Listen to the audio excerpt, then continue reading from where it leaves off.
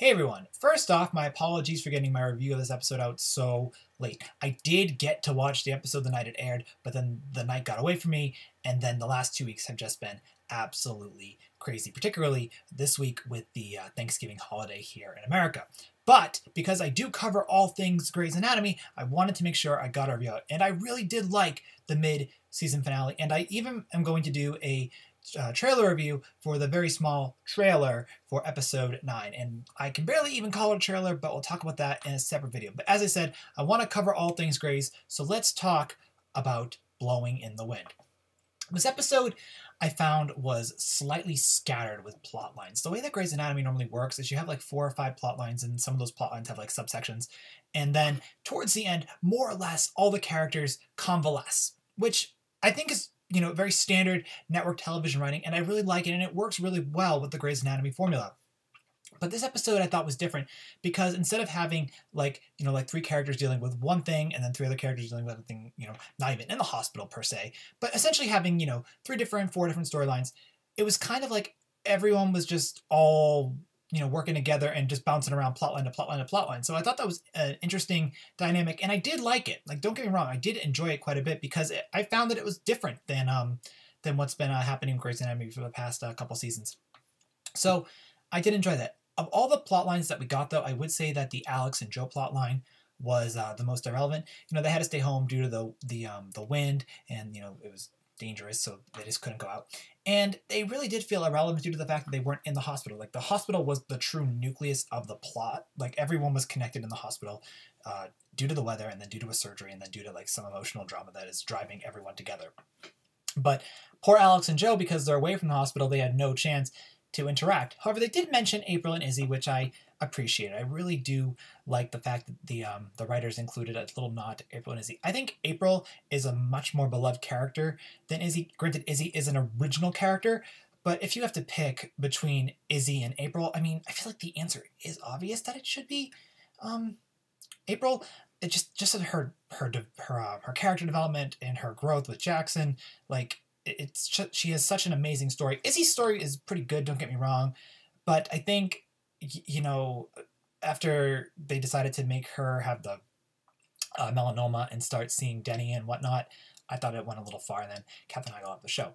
So anyway, I really did like the fact that they mentioned April and Izzy. I thought that was really nice. So let's keep going. I have a lot of notes here, so I'm looking forward to discussing each point. So the show is blatantly trying to ship Link and Meredith, but then they also are trying to ship Meredith and DeLuca. We'll talk about that towards the end of the review.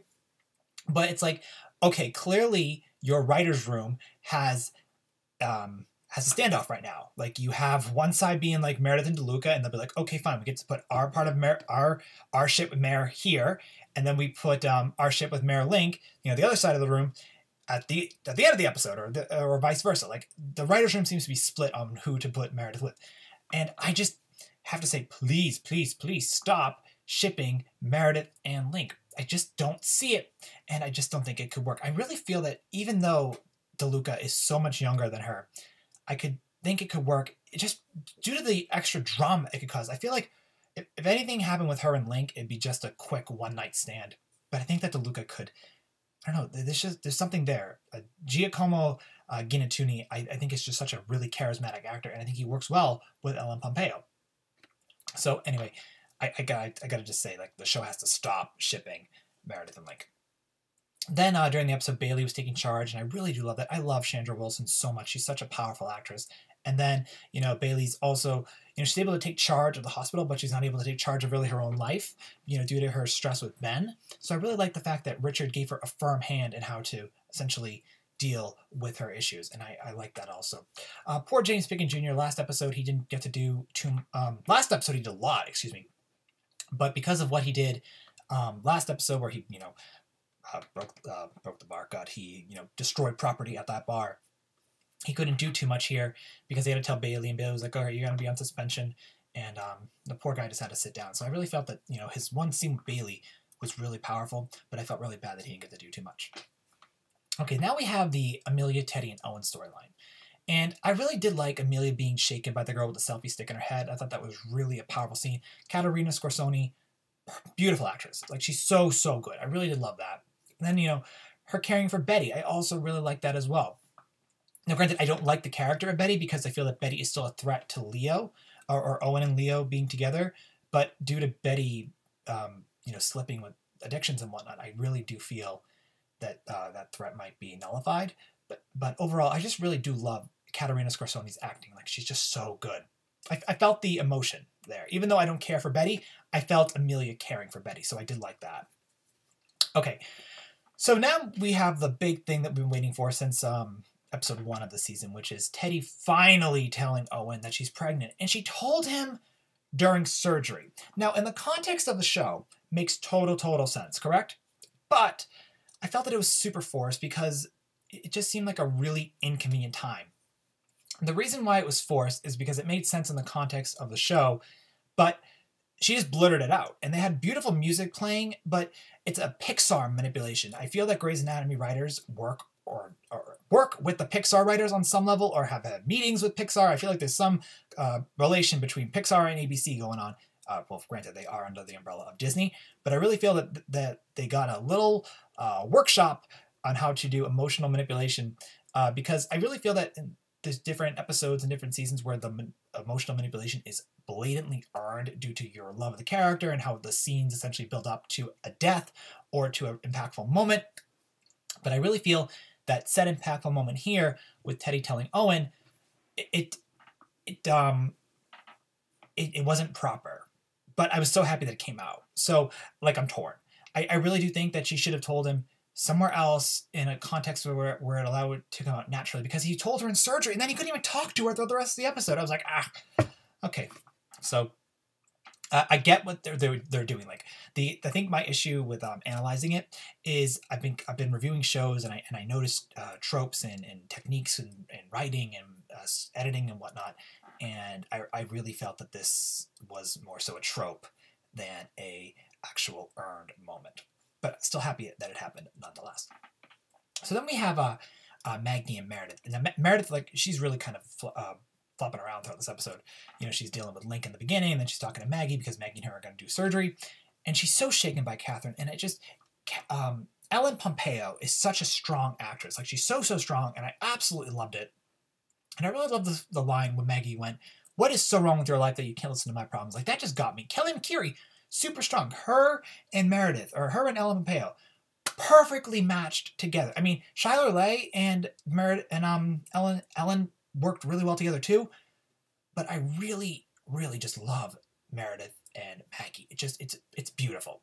So I really just enjoyed how they were talking, and then how Meredith told Maggie what happened to Jackson's mother, because Meredith is clearly shaken by this, and I thought that was, I mean, it's great, and it just shows Meredith's relationship with Catherine and Meredith's relationship with Maggie, and because it's all really connected in the family.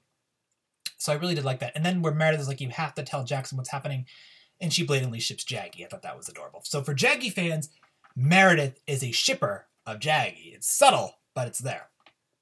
Okay, speaking of shipping, Kim and Glasses. The shipping is so irritating and so annoying. He rejected him. Let it go. Like, I don't buy it. Then there was like the scene where they were making out in the limo towards the end of the episode, and you have like the danger with the power lines. We'll talk about that in a minute. But I just cannot support them as a couple. He rejected him. There's no reason. I really feel that Glasses might need to go through needs more to flesh out his bisexuality. Granted, they're like, "Oh, he's gay," but he was blatantly sleeping with Joe.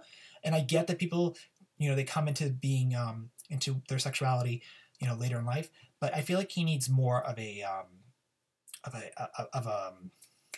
arc to come to this. "Oh, I'm gay." Like, it's very in your face, and I don't like it. Like, I laughed when Kim got blown away, and which sounds horrible on my part, but I just don't ship the characters, and I don't think that Alex Landy is that good of an actor. And I just think if they had to do this new gay storyline, and they've had intense gay storylines with Callie in Arizona. Like, I really did like that storyline so good. Like, it's a beautiful, fleshed out storyline. I just think you need better acting. That's really what you need right there. And I wouldn't even know who to say to do for this type of storyline, but the writing with these two seems very forced, and then the acting is kind of like, eh. So I just don't care for that. So the final part of the episode I want to talk about is Cece getting her. She couldn't get her organs because of what happened with a donor, and then she ended up getting it because of the woman who had the selfie stick stuck in her head. And I thought that was sad yet touching with the way Cece talked about that. And I love how DeLuca was blatant to Cece, like very blunt about the operation. I really liked that. And then the looks that DeLuca gave to Meredith. Like the show, as I said, is blatantly shipping both of them, DeLuca and Meredith and Meredith and Link. But I think that Giacomo is just such a better actor than Chris Carmack, which is interesting. And I don't know, I really don't understand why I do support these two, but I just feel it. I ship it hard. His speech to Meredith towards the end of the episode was also quite excellent. So, and then towards the end of the episode, there was the moment where Maggie told Jackson about his mother. And that was an earned moment because, you have their relationship very tumultuous right now. And then you have Meredith telling Maggie some bad news, and it's a way to bring them back together, and it will let you see where the relationship is going to go. I'm very curious. I was talking to some other Grey's Anatomy fans about Catherine. Debbie Allen is really involved with the behind-the-scenes aspects of Grey's Anatomy. She's a producer or director, so I do wonder if she wants Catherine to die in order to focus more on her producing and directing. But I feel that'd be really annoying with Catherine, just given how impactful she is on the show to Jackson and to Richard and even to Meredith and Maggie on a lesser level. I thought the ending of the episode was really well done too. I like when the elements are able to give drama, like they're not dealing with the bad guy like they did with the gunman. And it still leaves for a lot of questions and a lot of scrutiny to come in the 2019 when the episode airs. So I really did like the episode. I'm curious what's going to be happening. Cece's in the elevator. She's stuck there. You have the power line outside of Kim and Glasses. That's pretty scary. They could die. They're not going to, but it's still scary. So you also have Teddy, Owen, and Amelia stuck in the elevator. So there's a lot of elevators not working because of the power. And I do wonder why the backup generator is not working. But overall, I liked the ending. I thought it was a perfect cliffhanger. I thought the scatter plot lines worked. That technique worked for this episode. I'm very happy that Owen is now informed that he is going to be a father. And overall, I thought this episode was a solid A. So anyway, what did you think about this episode of Grey's Anatomy? Share your thoughts in the comments below. Again, my apologies for getting it out so late, and I'm looking forward to discussing Grey's going forward. All right, guys. Bye.